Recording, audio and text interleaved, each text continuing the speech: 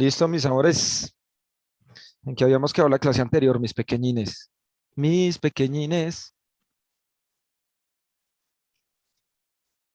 ¿Alguien me recuerda?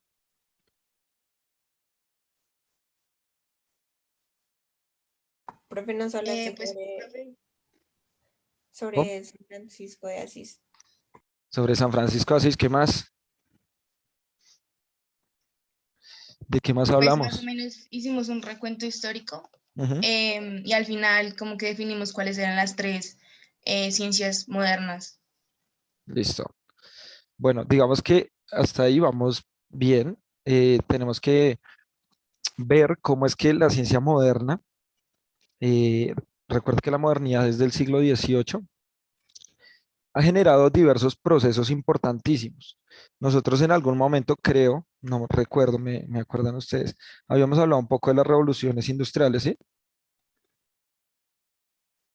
¿O no? Sí, profe, al principio. Ok, bien. Entonces vamos a retomar un poco.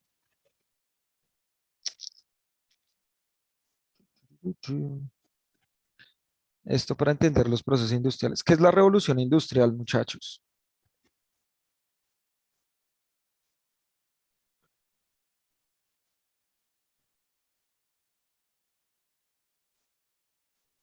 O sea, cuando hablamos de una revolución industrial, ¿qué imaginan?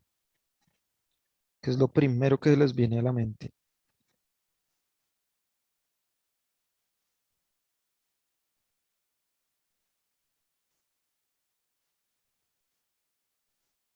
Hola. ¿A nadie se le viene nada a la mente cuando les dicen revolución industrial? Nada. ¿No se les aparece ninguna imagen en la Profe, cabeza? sería Dime. como, digamos, como una nueva forma de producción, o sea, como, digamos, en que la economía se empieza a mover de una forma distinta. Listo. Perfecto.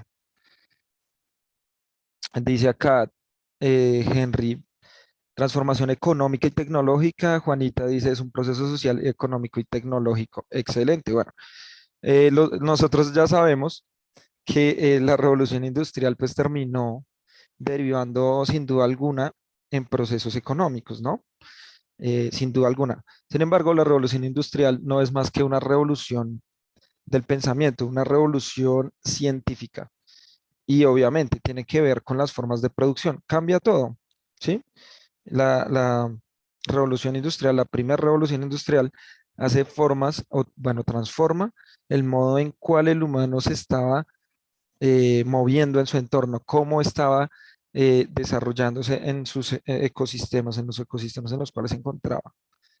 ¿Listo? Entonces eso va a ser muy importante de comprender porque digamos que el proceso de la revolución industrial también llevó a concebir la naturaleza como objeto, como recurso, ¿sí? Como recurso, mm, ¿cómo decirlo? Como recurso disponible para el humano. Entonces, va a ser muy importante entender que la revolución industrial como revolución científica, como una revolución del pensamiento, llevó a que el humano generara varias cosas en torno a la naturaleza. ¿Listo? Entonces, eso llevó a muchos problemas. Recuerden que nosotros vamos a hablar de la cuestión de el ambiente, es lo que nos trae acá. Y el ambiente es algo muy complejo de entender. El ambiente es algo muy eh, amplio. Entonces, digamos que hay que reconocer primero los procesos históricos, los procesos filosóficos de pensamiento. Por eso hablamos un poco de San Francisco de Asís. ¿Por qué hablamos de San Francisco de Asís? Pues porque el mancito eh, fue uno de los pioneros en ver la naturaleza tal como es. O bueno, de una forma diferente a como se veía en ese entonces, pero él la vincula a Dios. Muchos años después, la orden franciscana es la que permite comprender eh, y generar procesos en los cuales se pueda estudiar la forma de Dios desde la naturaleza. Y eso va a ser muy importante porque a partir de eso van a surgir múltiples teorías y fenómenos y ciencias modernas para poder explicar qué es lo que somos, ¿sí? Es una pregunta que todavía pues no tiene una plena respuesta, ¿no? ¿Qué es lo que somos? ¿Qué es lo que somos, muchachos? Entonces, eso va a ser eh, un proceso muy largo que todavía estamos en él. Incluso la física cuántica está cada vez avanzando más en ese tema, en descubrir cómo es lo mínimo del átomo para poder relacionarlo a nosotros mismos, a nuestras vivencias. ¿Listo?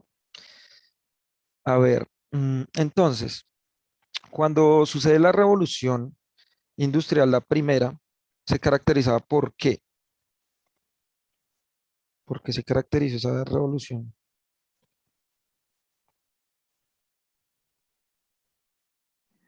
Creo que eso no fue por lo de pues que se implementó más que todo el carbón y como la combustión pues de esos gases. Listo, bien. La máquina, principalmente la máquina de vapor, ¿sí?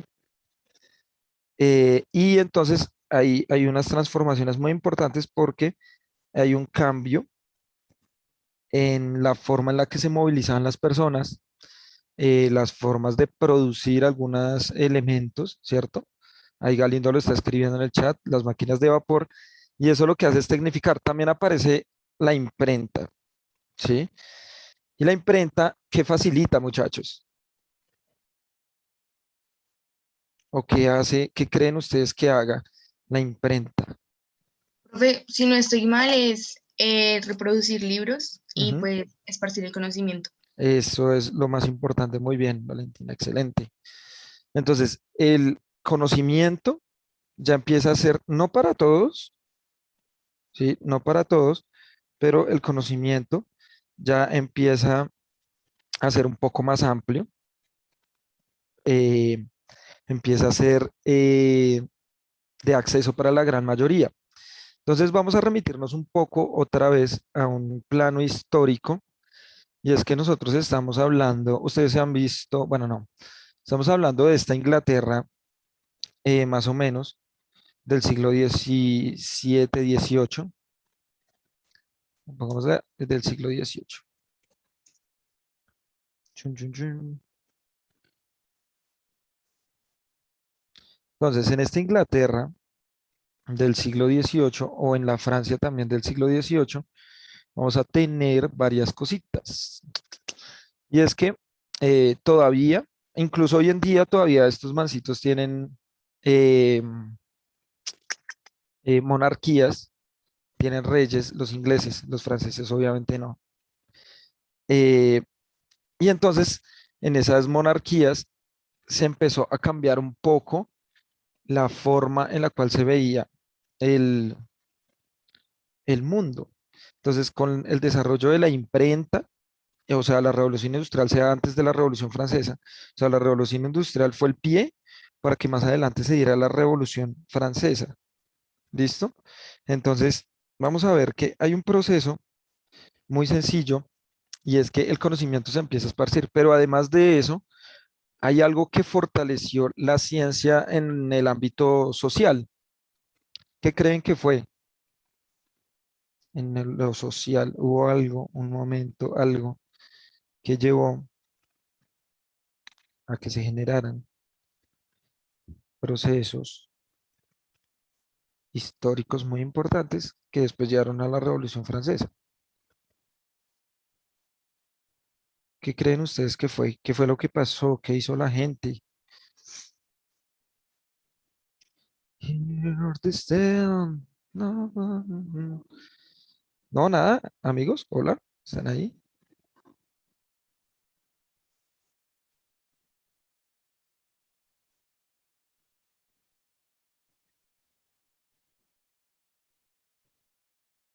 Listo. Pues resulta que estos amigos, algunos pensadores, filósofos, científicos también, pues empezaron a pensar eh, cómo podía darse un mundo diferente. Eran personas que tenían el tiempo para poder pensar. ¿Listo? Y entonces, en este caso, esperen un momento que está acá intentando ingresar un amigo con este curso.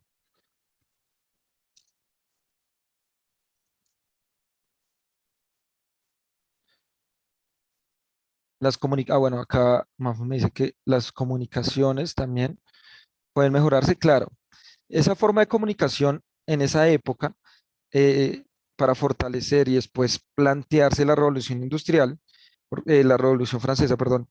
Recuerden que la revolución francesa no fue un proceso de un día, sino que fue un proceso de 10 años. O sea, la revolución francesa dura 10 años, pero fue algo que fue gestándose. ¿Cómo se fue gestando? Pues porque habían unos sitios en Inglaterra y en Francia que se llamaban los cafés. Todavía existen. Nosotros vamos, incluso la tradición de la cafetería viene de los cafés, que son en esa época eran lugares donde los pensadores, filósofos, aristócratas se reunían a hablar de mil cosas, hablar de la vida, hablar de, no sé, de los procesos históricos que están llevando, hablar de matemática, hablar de biología, hablar de química. Y todo eso llevó a pensarse que realmente la monarquía no era el sistema de gobierno que las personas querían.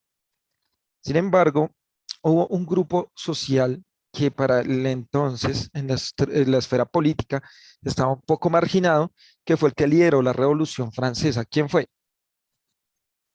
¿Quiénes fueron? Muy fácil.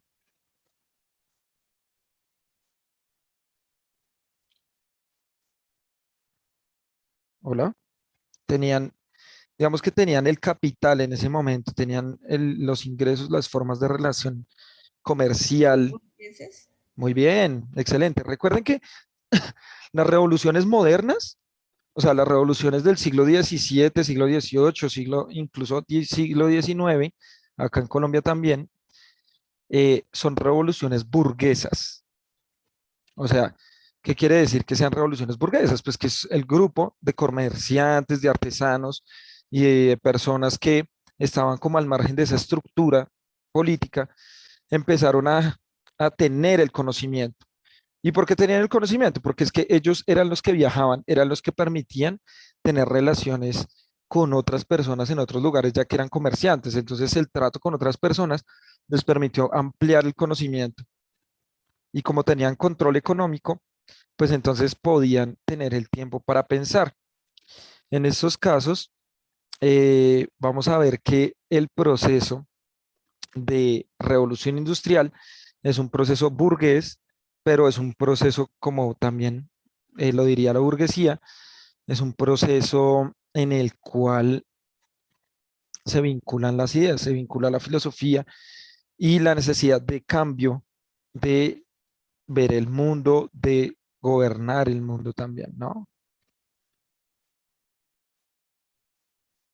¿Listo? ¿Hasta ahí bien? Sí, profe. Bien. Entonces, lo primero era eso. Entonces, muchos de los eh, ciudadanos que estaban en estas ciudades que se estaban empezando a gestar, también querían pertenecer a la realeza de alguna forma, ¿no? De ahí vienen películas como La Cenicienta, por ejemplo. Ustedes todos se han visto La Cenicienta, supongo yo, o saben la historia de La Cenicienta, ¿sí? ¿No?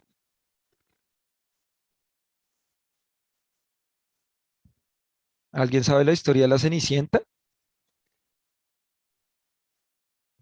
Claro, profe. ¿Me la cuentas, porfa?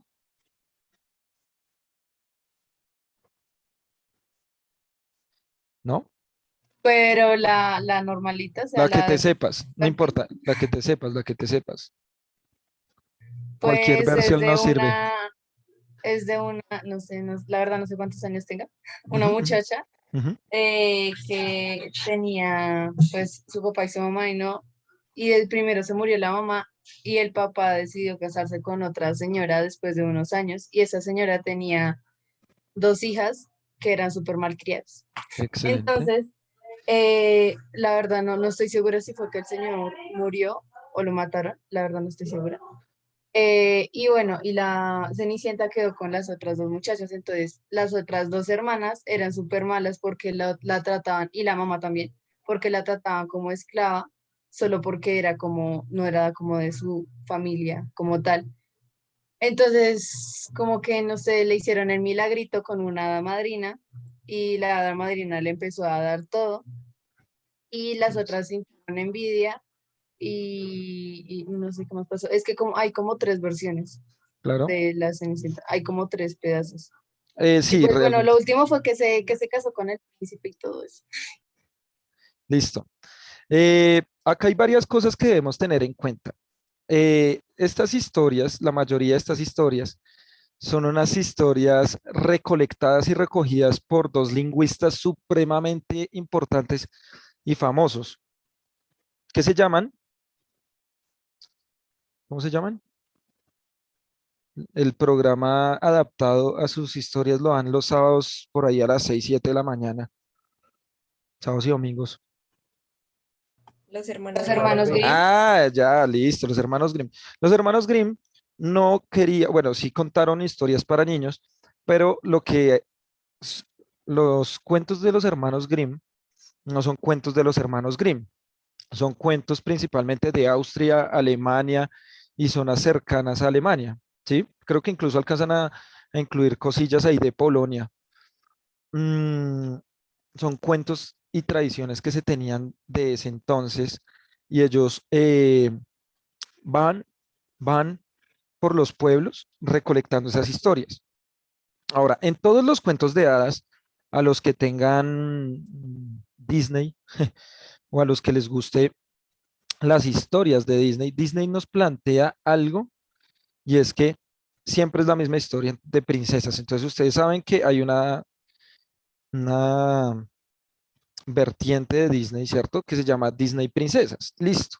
¿Qué es lo que plantea Disney Princesas? Es la historia típica del Renacimiento o de la Edad Media, donde hay unos gobernantes, hay una historia de una muchacha que está relegada de esa, de una u otra forma está relegada de esa forma gubernamental monárquica, o sea, lo sacan del reinado o está totalmente aparte y llega el príncipe azul o llega algo mágico y llegan miles de cosas y al fin de cuentas todos viven felices por siempre.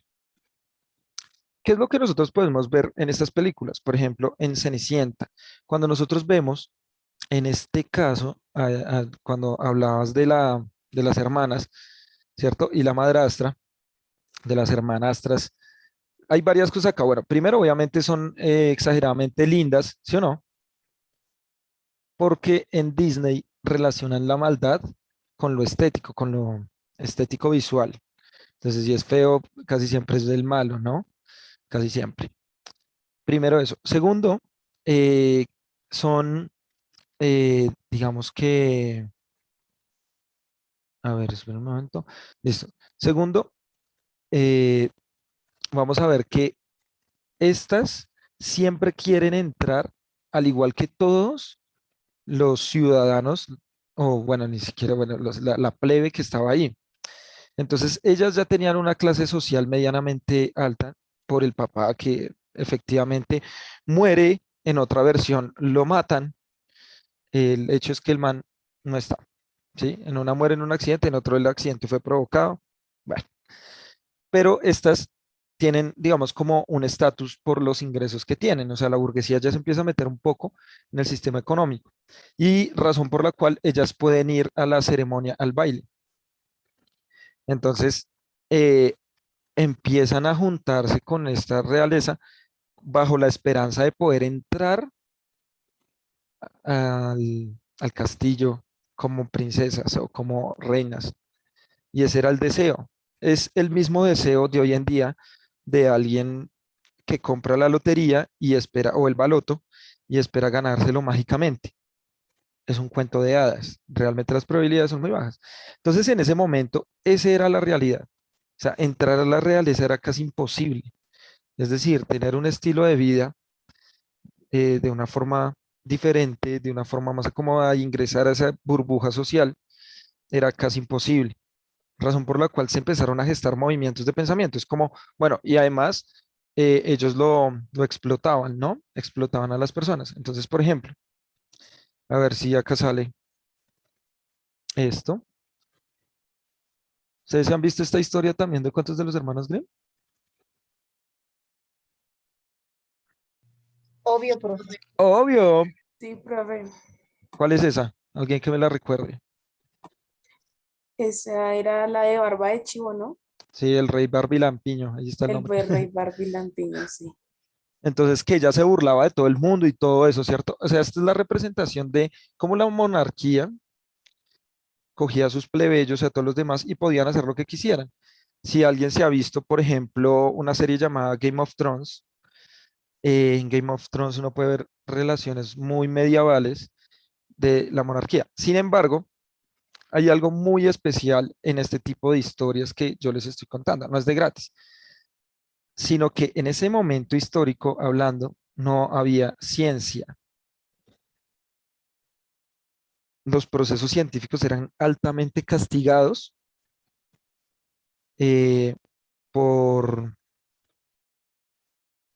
digamos que la iglesia, la Inquisición, generaban procesos de quemas de personas eh, porque no se acoplaban a los estándares de las diversas fuentes de conocimiento que tenían. Entonces, en esa época era lo que Dios dijera. Pero ¿quién era Dios? Pues el Papa, pues los sacerdotes y los mismos reyes. A modo de sugerencia, muchachos, les recomiendo un librito, no para que se vuelvan ateos, lo leí a su edad, entonces yo creo que ya están en la edad de leerlo. Recomendación, no es obligatorio, ya saben. Se llama La puta de Babilonia, de Fernando Vallejo. ¿Alguna vez han leído a Fernandito Vallejo? ¿O lo han escuchado? No, profe. ¿No? Listo. Eh, el señor Fernando Vallejo, esto lo encuentran en internet, escribió un ensayo. Este libro creo que tiene como casi 300 páginas, si no estoy mal. Pero vea, 317. Es un libro que habla sobre la Iglesia Católica. No lo crean, o sea, si lo van a leer, no crean todo lo que diga ahí. Recuerden que nuestro deber y lo que vamos a aprender en esta clase, y espero que en otras más, es aprender de crítica, o sea, mirar varias formas, varias fuentes de información y decidir cuál es la información que tiene mejor evidencia, la más verídica, pero siempre teniendo en cuenta que eso puede no ser verdad. ¿Estamos? Ahora, ¿por qué lo recomiendo? Porque en este libro, eh, Fernando Vallejo, yo me lo leí cuando tenía 16 años y me lo releí cuando tenía 18 y me lo releí cuando tenía 22. Es muy bueno. Y Fernando Vallejo hace como un recorrido histórico, obviamente hace una crítica a lo que históricamente, ojo, no va a cuestionar sus creencias, sino lo que históricamente ha hecho la iglesia. Matar gente, antes se movían como si fueran también reyes.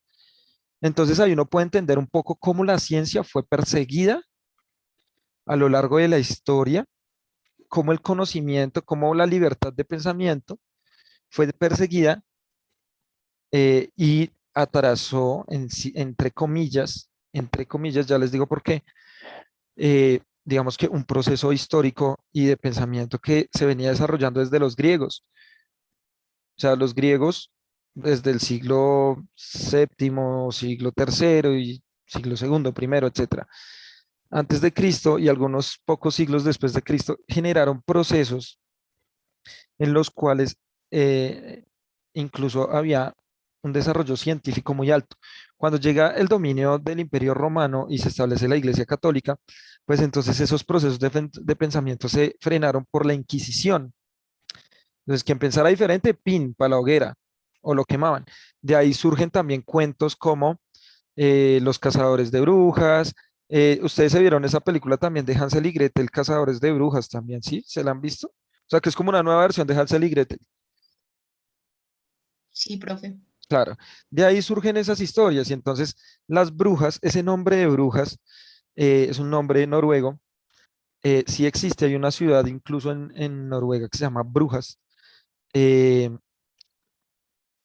no son más que unas hechiceras, pero en esa época los hechizos eran merjurjes de plantas, en nuestras palabras, llamémoslas curanderas, eso eran las brujas, curanderas, pero digamos que por la persecución de la iglesia, etcétera, pues ese conocimiento también de las plantas no era ciencia, pero ese conocimiento de las plantas se empezó a ver de una forma negativa en términos espirituales, en términos de posesiones o de hechizos